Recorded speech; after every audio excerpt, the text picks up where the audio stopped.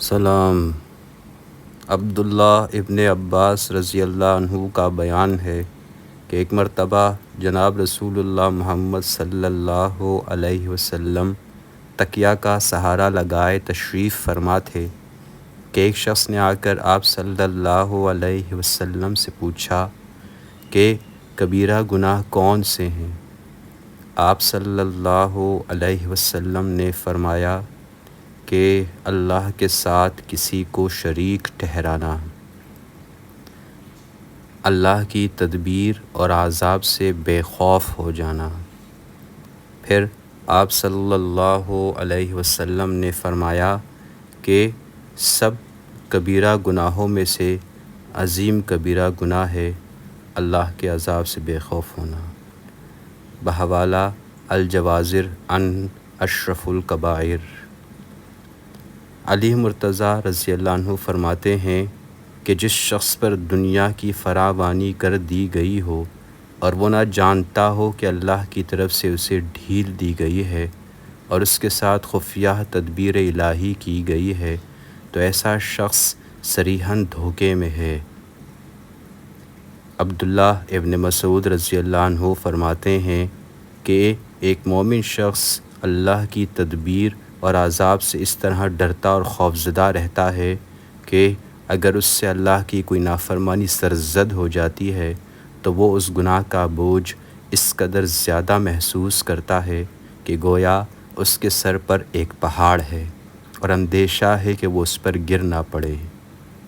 اور اس کے برعکس ایک منافق کا رویہ یہ ہوتا ہے کہ چونکہ وہ تدبیر الہی اور عذاب سے بے خوف اور نڈر ہوتا ہے، اسی لیے اس سے گناہ کا صدور ہوتا ہے تو وہ یوں محسوس کرتا ہے جیسے اس کی ناک پر مکھی بیٹھ گئی اور پھر اس نے بڑی بے پرواہی سے ہاتھ کے اشارے سے اڑا دی ہو۔ بحوالہ صحیح بخاری۔ ابو ہریرہ رضی اللہ عنہ کا بیان ہے کہ جناب رسول اللہ محمد صلی اللہ علیہ وسلم نے ارشاد فرمایا کہ اللہ 3 کاموں سے خوش ہوتا ہے۔ ایک یہ کہ تم لوگ صرف اسی کی عبادت کرو اور اس کے ساتھ کسی کو بھی شریک مت ٹھہراؤ۔ دوم کہ اللہ کی آسمانی رسی یعنی قرآن حکیم کو مضبوطی سے تھامے رکھو۔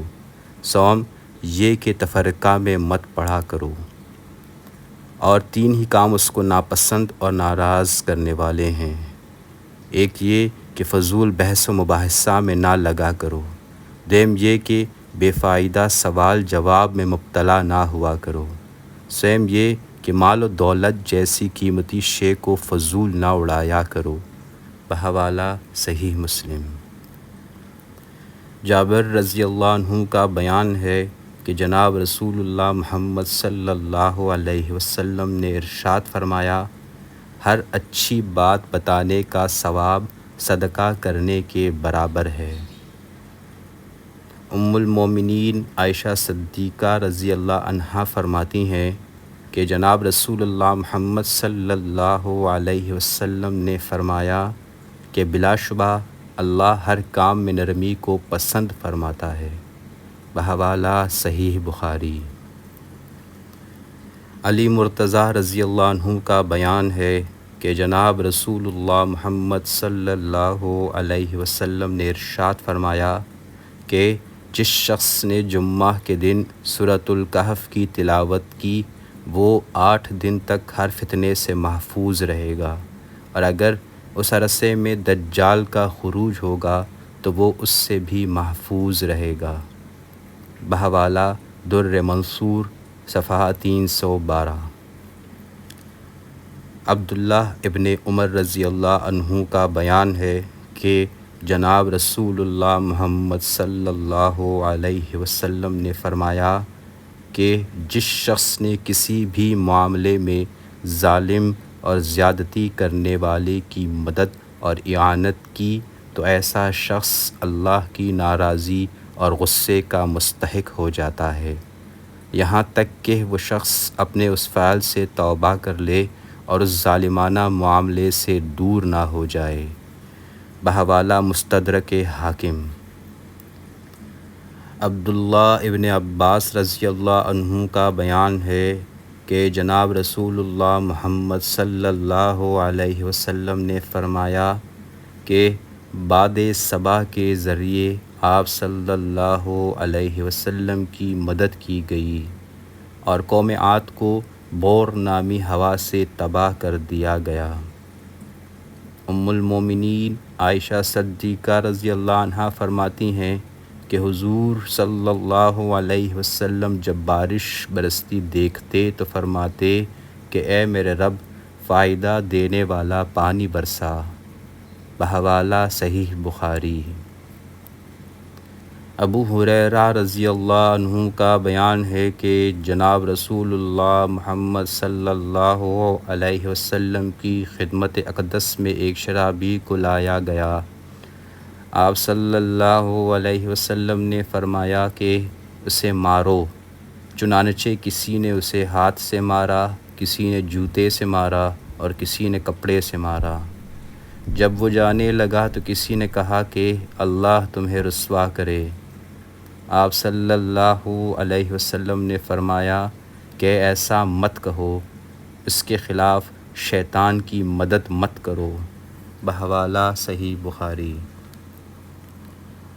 ام المومنین عائشہ صدیقہ رضی اللہ عنہا کا بیان ہے کہ جناب رسول اللہ محمد صلی اللہ علیہ وسلم آپ کے پاس تشریف لائے تو اس وقت آپ کے پاس ایک عورت بیٹھی ہوئی تھی۔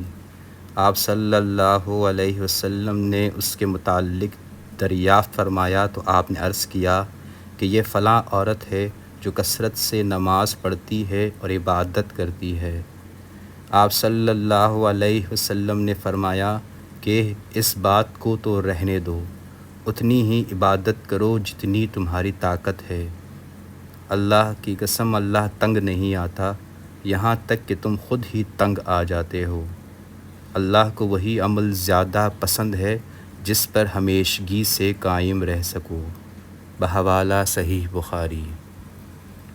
ثوبان رضی اللہ عنہ کا بیان ہے کہ جناب رسول اللہ محمد صلی اللہ علیہ وسلم نے فرمایا، جو شخص بندہ مومن 3 باتوں سے بری ہوگا وہ جنت میں داخل کر دیا جائے گا: تکبر سے، خیانت سے، قرضدار ہونے سے۔ بحوالہ ترمذی۔ صلی اللہ